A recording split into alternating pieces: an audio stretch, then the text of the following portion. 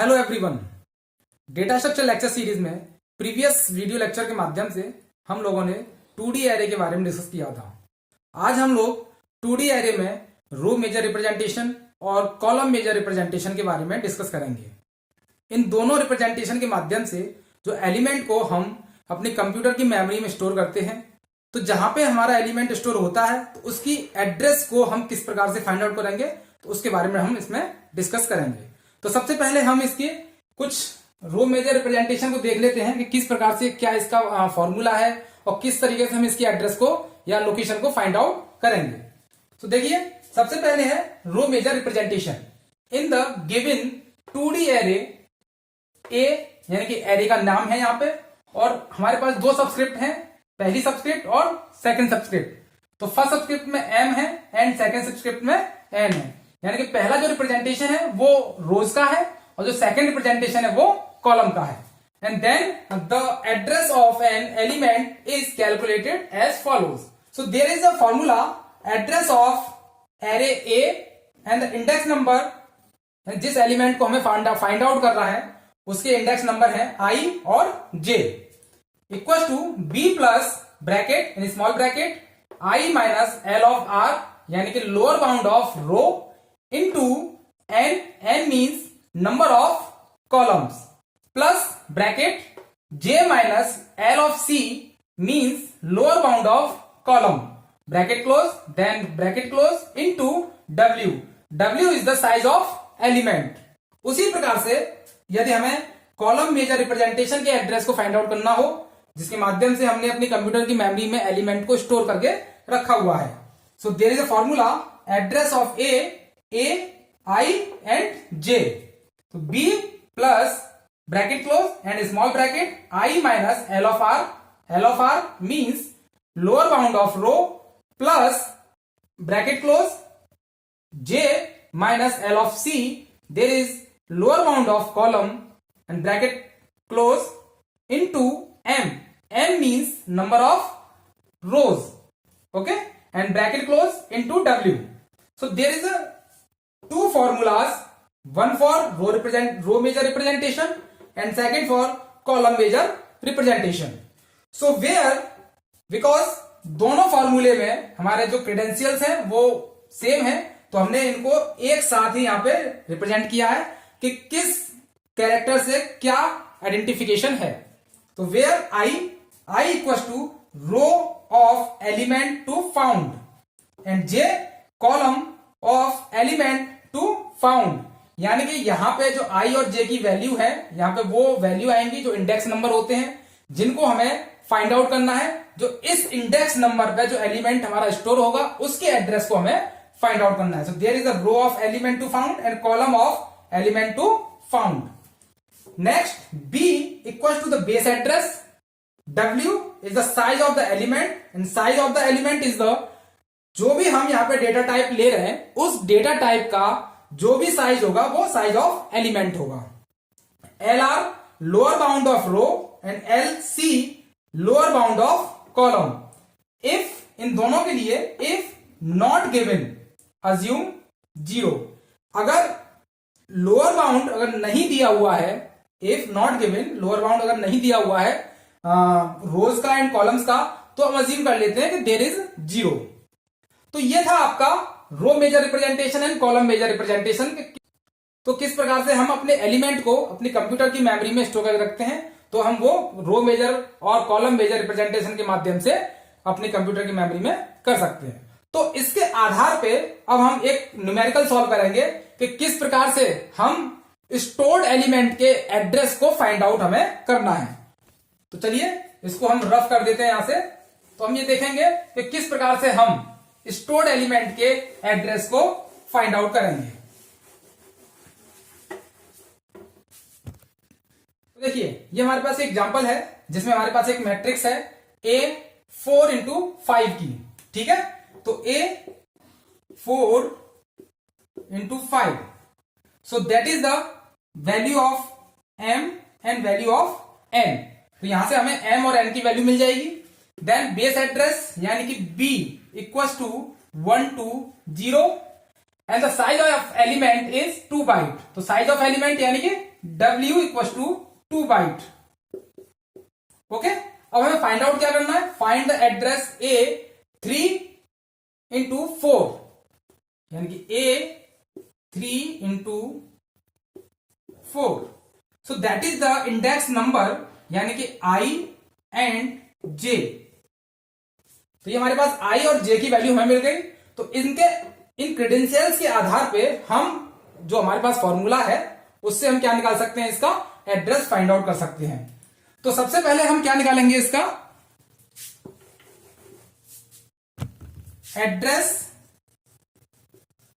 Of A3 and 4, so that is the I and J।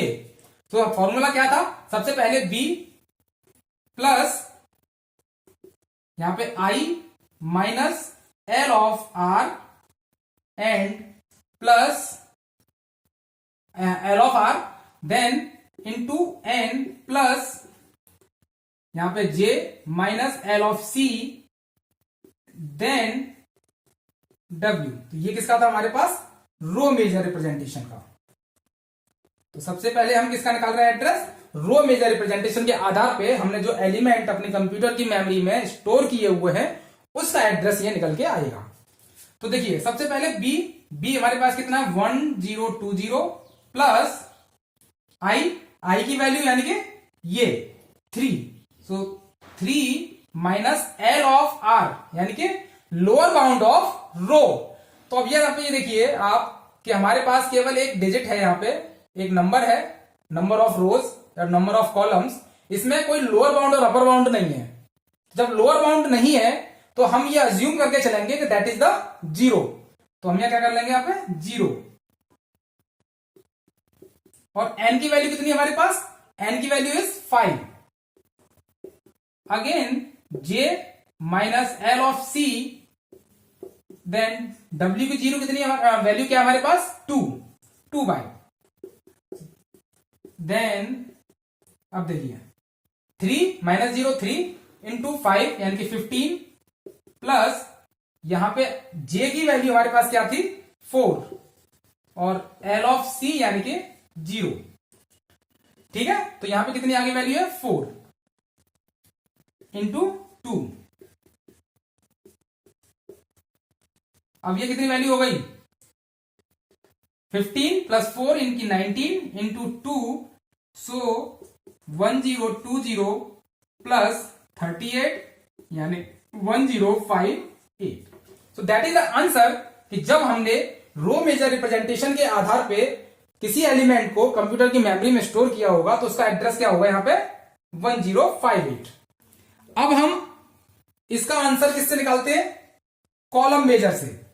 किससे निकालेंगे अब, column major के आधार पे निकालेंगे। फॉर्मूला हमारे पास यही रहेगा, बट इसमें एक स्मॉल चेंजेस हो जाएगा कि अब plus J minus L of C into यहां पे आ जाएगा आपका N। ओके, अब इस फॉर्मूले के आधार पे हम इसकी कैलकुलेशन करेंगे एड्रेस की, किस प्रकार से और क्या इसका आंसर निकल के आता है। ओके, तो देखिए सबसे पहले वही B 1020 प्लस I की वैल्यू हमारे पास कितनी है 3 माइनस 0 प्लस J की value is 4 minus lower bound obviously 0 होगा, एंड देन M की वैल्यू हमारे पास क्या है 4 एंड देन W 2। तो अगेन ये 3 हो गया प्लस ये 4 और इंटू 4 दैट इज 16 इंटू 2 4। अब ये कितना हो जाएगा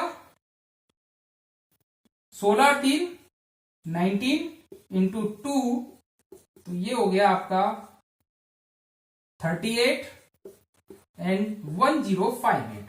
तो इसका भी आंसर हमारा कितना आया 1058 कॉलम मेजर रिप्रेजेंटेशन के आधार पे। अब हम इसका एक मैट्रिक्स बना के देखते हैं कि किस प्रकार से हम जो एड्रेस फाइंड आउट कर रहे हैं वो किस प्रकार से हो रहा है, मैन्युअली करके देखते हैं एक बार।